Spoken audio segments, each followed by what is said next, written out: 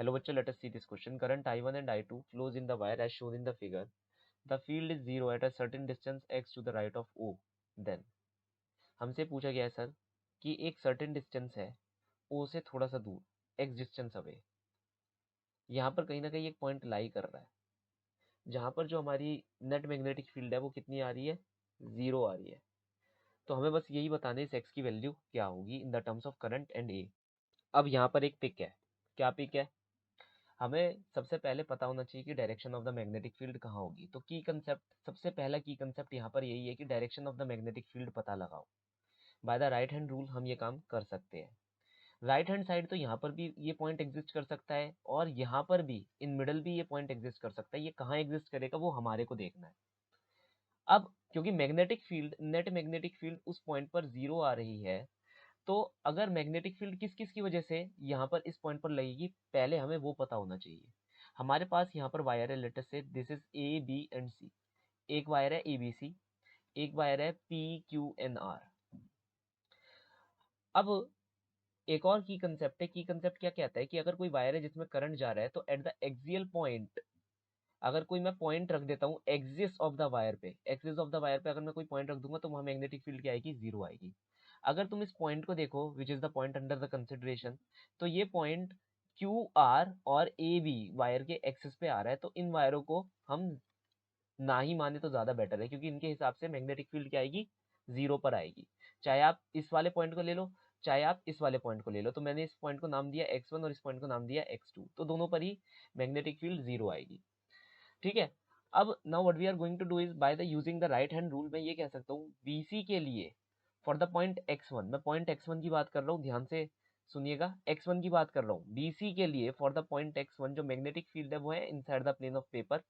And QP के लिए, QP wire की वजह से it will be outside the plane of paper, opposite direction में है. वेयर एज इस वाले पॉइंट के लिए, x2 पॉइंट के लिए जो दोनों मैग्नेटिक फील्ड है वो inside the plane of paper आ रही है. तो यहाँ पर मैं ये कह सकता हूँ कि ये पॉइंट जो है डिस्कार्डेड पॉइंट है, क्योंकि हमें मैग्नेटिक फील्ड जीरो चाहिए और यहाँ पर तो क्यूमुलेट हो रही है, ऐड हो रही है. तो हमारा पॉइंट कौन सा होगा, ये वाला पॉइंट होगा, x1 पॉइंट होगा. तो हम इस पॉइंट को भूल जाते हैं और इसे याद भी नहीं रखते, है ना. ये हटा दिया हमने यहाँ से. तो अब हमें पता है ये डिस्टेंस है x. अब ये डिस्टेंस हमारे इस वाले वायर से कितना दूर है, a प्लस एक्स दूर है. और यही डिस्टेंस हमारे इस वाले वायर से कितना दूर है, देखो यहाँ से यहाँ तक की डिस्टेंस a है, यहाँ से यहाँ तक की x है, तो ये कितना हो गया a माइनस एक्स. इसमें किसी को कोई प्रॉब्लम नहीं होनी चाहिए.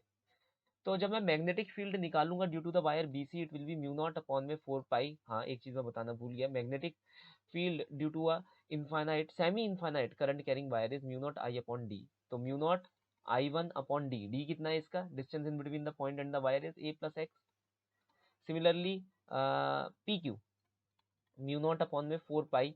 अच्छा, इसका जो डायरेक्शन है याद रखिएगा माइनस के कैप डायरेक्शन में, क्योंकि inside the plane of paper जा रही है. ये वाली का डायरेक्शन बाहर है, outside the plane of paper है, तो डायरेक्शन हमें स्पेसिफाई यहाँ पर करना पड़ेगा. अब यहाँ पर नेट मैग्नेटिक फील्ड अगर मैं लिखता हूँ तो BC प्लस PQ की वजह से कितना आंसर आएगा, zero. That is BC equal to minus of PQ. तो अगर मैं ये यहाँ पर लिखता हूँ तो ये डायरेक्टली क्या लिख सकता हूँ मैं, म्यू नॉट अपॉन में 4 pi I1 upon a plus x, ये है माइनस के कैप डायरेक्शन में, इक्वल टू PQ वाली मैग्नेटिक फील्ड है प्लस के कैप डायरेक्शन में. तो एक माइनस बाहर मल्टीप्लाई हो रहा है, तो ये लिख देता हूँ माइनस के कैप. देखो माइनस इससे मल्टीप्लाई हो जाएगा, म्यू नॉट अपॉन में 4 pi I2 upon a minus x. तो हम यहाँ पर कह सकते हैं कि डायरेक्शन हटा देंगे हम, इनकी हमें कोई ज़रूरत नहीं है. वरना तो आप डायरेक्टली यहाँ पर भी लिख सकते थे, आपको इतना कंफ्यूज होने की भी कोई ज़रूरत नहीं है.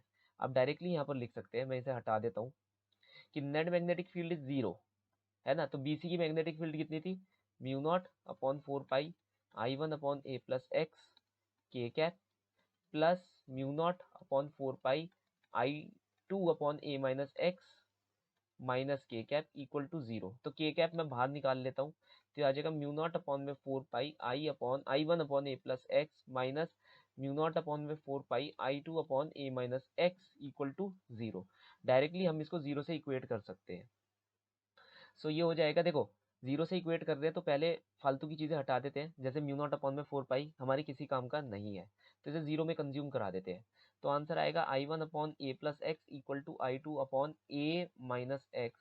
तो ये हो जाएगा I1 a minus I1 x equal to I2 a plus I2 x। तो यहाँ पर मैं इसको इस साइड ले आता हूँ, that is I2 plus I1 into x equal to, इसे मैं इस तरफ ले जाता हूँ I1 माइनस I2 इंटू ए। ये हमारे पास आ गया। तो x की वैल्यू कितनी निकल कर आ रही है? It is I1 minus I2 upon I1 plus I2 into a. क्या हो जाएगा? Into a. तो ये कौन सा ऑप्शन है? पहला नहीं है, दूसरा भी नहीं है, चौथा भी नहीं है, तीसरा है। So the final solution for the following problem is option number 3. Hope you understood well. Best of luck.